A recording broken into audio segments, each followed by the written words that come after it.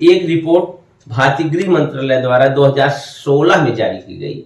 इसमें यह बताया गया कि भारतीय नागरिकों के पास अधिकृत रूप से 34 लाख आग्नेयास्त्र हैं, या जिन्हें हथियार सामान्य भाषाओं में कह सकते हैं। लेकिन यदि इसकी तुलना हम अमेरिका से करें तो अमेरिका में 33 करोड़ जनसंख्या के पास 40 करोड़ हथियार हैं, और हमारे यहाँ 142 करोड़ लोगों में 34 लाख हथियार हैं। इसी प्रकार से यदि हम वैश्विक स्तर के आंकड़े आपके सामने रखें तो लगभग 86 करोड़ वैश्विक स्तर पर लोगों के पास निजी हथियार हैं, जिनमें से 40 करोड़ अमेरिका के पास है। आप ऐसे समझ सकते हैं कि 5% वैश्विक जनसंख्या में अपना भाग रखने वाले अमेरिका के पास 46% हथियार हैं, और इसका परिणाम आप समय समय पर होने वाली घटनाओं के माध्यम से देख सकते हैं। अभी हाल ही में अमेरिका में इस प्रकार की घटनाएं हुई जिसमें 21 जिसमें 19 बच्चे थे, उन्हें अपनी जान गंवानी पड़ गई। उससे पहले 14 फरवरी 2018 को निकोलस क्रूज नाम के एक लड़के ने हार्ट फायरिंग करके 18 लोगों को समाप्त कर दिया।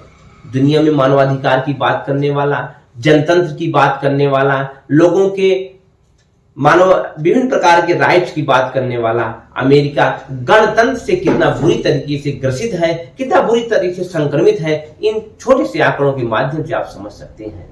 आगे मैं इससे बात करूं उससे पहले स्वागत, अभिनंदन, आभार स्वीकार करिए अपने दोस्त रसल रघुवंशी का। नमस्कार। बात 15 दिसंबर 1791 से शुरू होती है। उस समय का अमेरिका अपने नागरिकों को सुरक्षा देने में काफी हद तक नाकाम हुआ करता था। तुरंत ही या कुछ वर्ष पहले ही वह ब्रिटिश औपनिवेश काल से बाहर निकला हुआ था, और इस कारण से उसने अपनी खुद की पुलिसिंग सिस्टम को मजबूत करने में उसे वक्त लग रहा था, और उसका परिणाम यह होता था कि समाज में तरह तरह की आतंक, अत्याचार और हिंसा की घटनाएं होती रहती थी। उसी को ध्यान में रखते हुए अमेरिका ने 15 दिसंबर 1791 में अपना दूसरा संवैधानिक संशोधन करते हुए नागरिकों को अपनी सुरक्षा के लिए हथियार रखने की अनुमति या अधिकार प्राप्त कर दिया, और उसे संवैधानिक दर्जा दिया गया। और अमेरिका में उस समय जो छोटे छोटे मिलिशिया ग्रुप हुआ करते थे, मिलिशिया ग्रुप आप ऐसे समझ सकते हैं नागरिक लड़ाके, जो लोगों की सुरक्षा के लिए खुद से हथियार उठाते थे और समाज में हो रहे अन्याय अत्याचार के विरुद्ध लड़ाई लड़ते थे। लेकिन समय के साथ चीजें बदलती गईं और इन हथियारों का दुरुपयोग प्रारंभ हो गया, और उसका परिणाम यह है कि एक छोटे से डाटा से मैं आपके सामने रखना चाहूंगा कि 1968 से लेकर के 2017 तक के डेटा इस बात की तरफ इशारा करते हैं कि अमेरिका में 15 लाख लोगों को अपनी हार्श फायरिंग में अपनी जान गंवानी पड़ी। और हार्श फायरिंग या मास किलिंग आप जिसे कह सकते हैं, उसके डेटा, उसको संकलित करने के मापदंड भी बड़े विचित्र किस्म के हैं। यदि 3 से ज्यादा लोगों की मौत होती है, कम से कम हार्श फायरिंग में 3 लोग मारे जाते हैं, तब उसे मास किलिंग के रूप में या मास गन फायर के रूप में उसकी गिनती की जाती है। यदि इक्का दुक्का घटनाएं होती हैं तो उनको इससे बाहर ही रखा जाता है। तो आप समझ सकते हैं कि 15 लाख लोग यदि हार्श किलिंग में मारे गए तो जो छिटपुट घटनाएं हुई होंगी उसमें भी लाखों लोगों ने अपनी जान गंवाई थी। अमेरिका में जब ट्विन टावर पर अटैक हुआ था अल-कायदा के द्वारा, तो कुछ हजार लोग मारे गए थे, और उन कुछ हजार लोगों को मारने के बदले के रूप में अमेरिका ने अफगानिस्तान से लेकर के कई देशों को तबाह करके रख दिया, और जिसमें कई लाख लोगों को अपनी जान गंवानी पड़ी। लेकिन अपने ही देश में इस प्रकार के नासूर से अमेरिका लड़ने में कितना नाकाम है, इसको आप देख सकते हैं इस वीडियो के माध्यम से कि समय समय पर होने वाली घटनाओं पर अमेरिका राष्ट्रपति कितने मजबूर और कितने कमजोर नजर आते हैं। Which came to the awful conclusion you face here is a demon we have to do more to fight. Our nation is shocked and saddened by the news of the shootings at Virginia Tech today. Since I've been president, this is the 4th time we have come together to comfort a grieving community torn apart by mass shootings. As a nation, we have to ask, when in God's name are we going to stand up to the gun lobby? लेकिन इस नाराजगी से बंदूकों की बिक्री पर कोई असर नहीं हुआ। 42% अमरीकियों के पास बंदूक है, या फिर वो किसी ऐसे शख्स के साथ रह रहे हैं, वो और बंदूकें खरीद रहे हैं। पिछले साल लगभग 2 करोड़ बंदूकें। देखा आपने, इन बातों का क्या परिणाम हो सकता है? कोई परिणाम नहीं। वजह अमेरिका की गन लॉबी।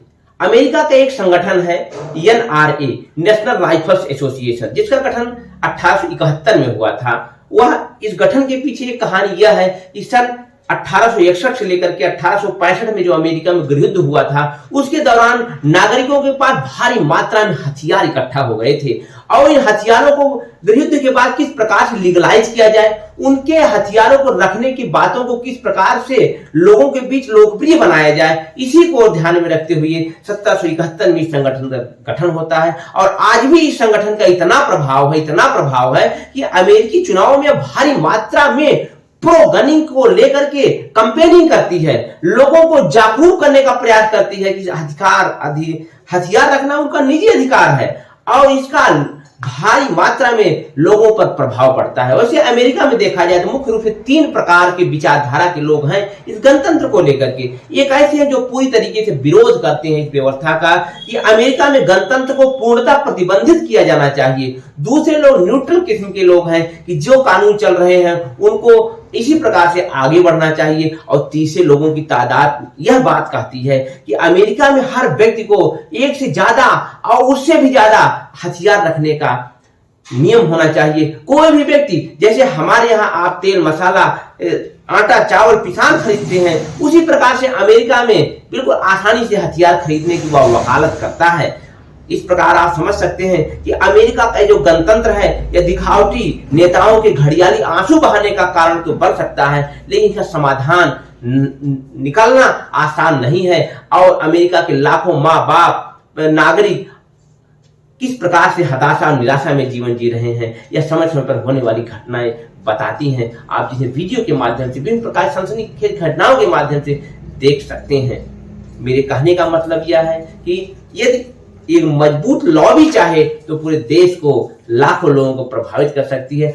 आप भी एक सकारात्मक रूप में अपने देश में लॉबिंग में सहयोग करिए, जो देश में नागरिक अधिकारों की बात करती हो, लोकतंत्र की मजबूती की बात करती हो, वह बात करती हो मानवाधिकारों मौलिक अधिकारों की। इन्हीं बातों के साथ विदा लेता हूं, इस उम्मीद के साथ कि मेरी बातें आपको समझ में आई होंगी, कुछ जानकारी आपके जीवन में बढ़ी होगी। इस वीडियो को लाइक करिए, अपने कमेंट के माध्यम से अपने विचार मुझ तक प्रेषित करिए, अधिक से अधिक लोगों तक जागरूकता में इस वीडियो को शेयर करिए और हाँ, मेरे उत्साहवर्धन के लिए इस चैनल को सब्सक्राइब करिए।